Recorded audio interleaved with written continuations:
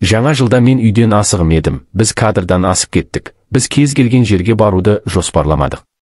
Сондықтан мен 31 желтоқсанның кешкі сағат 10-да кешкі 10-ға дейін түсуге келістім. Үйге кіріп ұшып кетті, әйелі кішкентай үстелді қою керек еді. Біздің бір пәтерімізге, және мені жаңа жылға түн ортасына дейін күте тұрыңыз. Triumph. Мен өзімді сәл босатып, сүйікті үйме кірдім. Менің кіреберісім, одан кейін Санта Клаус, яғни қызыл майға киінген. Жігіт пен жігіттің сөмкесі менде кесілген. Ол сондай-ақ асығыс болды, сондықтан. Мен жылдам қадамдармен алдым, сәттілікке ие болар еді, ал шілтер бұғатталған, және мен жалғасамын. Мен есікке жақындаған кезде ондаған секунд баяулады, содан кейін кенеттен. Мен есігімнің ашық екенін көрдім, ал Аяз ата менің алдымда. Менің пәтерімнің ашық есігі, оның ішінен әйелім қолы қарады.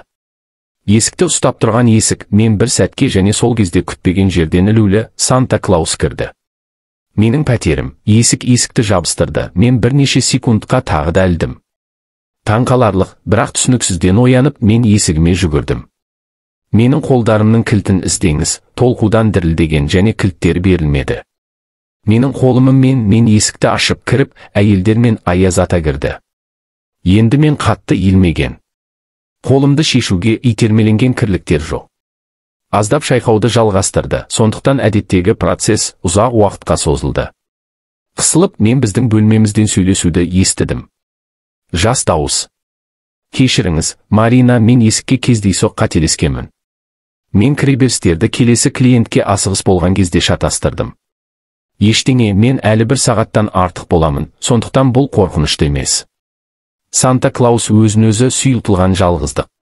Санта Клаус қайтадан кешірді және сізге дем алуға және бір сәтке су ішуге рұқсат бергеніңіз үшін рахмет, әйтпесе бәрі. Олар вакеті құйыңыз, сіз жаңа жылда атасы сияқты жұмыс істеу қаншалықты қиын екенін елестете алмайсыз. Аяз әйелі әзілі қалжыңда ештеңе жауап беруді жалғастыра берді, өйткені ол өте жақсы, өйткені мен. Десе де ол шілтерлерден тұрып, жаңа жылдың аяғындағы бөлмеге барды. Рождестволық шыршадағы гирлянд тек түнде өртеніп кетті, сондықтан мен көрінбеймін және қарадым. Біздің бөлмеге ашық есікпен нұқыңыз, мен бұған қалай көрінетінімді білмедім. Күтпеген компания, сондықтан ол ақжарға аман есен тұрды. Аяз диванда отырды, ал әзіл қалжыңда дауыс үнімен жалғастырылды сөйлесуді жалғастырды. Қыз Марина өзін ұстады, биыл ол кез келген сыйға лайық па еді. Әйелі сәл көшіп, әрине, атасы. Әйелі айтты. Мен жаңа жылдық мерекелерді өте жақсы көрдім, және жаңа жылдағы балалық шақта ұйықтамадым. Түнде ол Санта Клаусты көргенше, сондықтан оны оңай жіберді. Аяз ата мені және жаңа жылдық мерекелерімді нығайтуға нығайтады. Аяз әйелімге сәл көшіп келді, жақсы қыз. Және қандай сыйлық. Сен келеді ме? Мүмкін күйеу сенің қалауыңды орындай алмайтын шығар. Менің сары суым, менің барлық қалауым, мүмкін, атасы. Шебер және көп нәрсе. Атасы шебер, тіпті күштендірілмеген. Күйеуім маған жеке өзін-өзі нәзіктікпен жеткізеді кейін. Санта Клай әйелімнің соңғы сөздерін үлкен қолдарымен орап. Ол оны өзіне шығарып, қатты қуантты, менің Маринамды тартып алуға тырысты. Аяз ата кеудесінде өз қолымен демалу, бірақ ол тек басқан. Менің әйелім және ол оны итере алмады. Мен ешқашан ештеңе түскен емеспін. Өзіңіз қалайды, жалпауды күтеді. Көп ұзамай менің әйелім демалудан шаршады. Қолдар. Аяз ата екінші қолынан кетіп, әйелімді жалғыз ұстады. Іліністер, ал екінші жағымен ол көйлекті көтерді. 1-2 минуттан кейін атасы шаршады. Сүю және әйелімді босату, ол аздап қозғалып, оның атасына қарады. Мінсіз көздері бар, айтарлықтай ісінген ерні бар, ол қатты сығып алды. Шеткада сақал соқты, жігіт ақырын сақалды және күлді. Маңа қыздың қалауы мен Маринаның пайымдауын не білді? Содан кейін ол оны алып тастауға көмектесті. Көйлек және оны төсекке апарды, содан кейін ол барлық киімдерін шешіп, оның қасында жатты. Оны ұрып, оның бүкіл денесін сүйіп, ол толығымен тоқтады және ол өзінің сүйіспеншілігін қуантты. 1 сағаттан кейін ол мен туралы есіне алып айтты.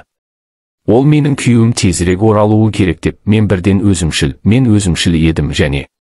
Ол Санта-Клаустан құттықтауларды қуана қабылдады.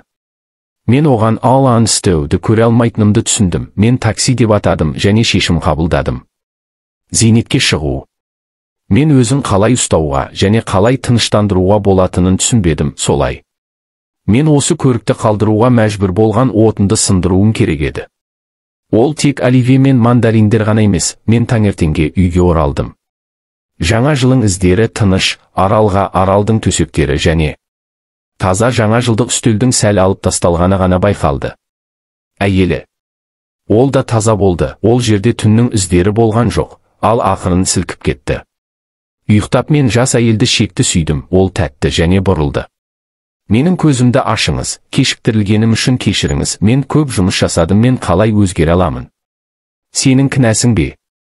Мен әйеліме сыбырладым, өзара сүйіспеншілікке үміттенемін, бірақ әйелім сәл менен алыстап, иә, сіз өте кінәліңіз, сіз мені өткізді. Жаңа жыл, сондықтан мен оны босатуым керек, мен бұл жерде аздап қоңырау шалдым. Нигурахкамен жұмыс жаса, балалармен жұмыс, не істеу керек, ең бастысы. Сонымен Аяз атасы жақсы. Сабырлы, өте тәжірибелі Санта-Клаус.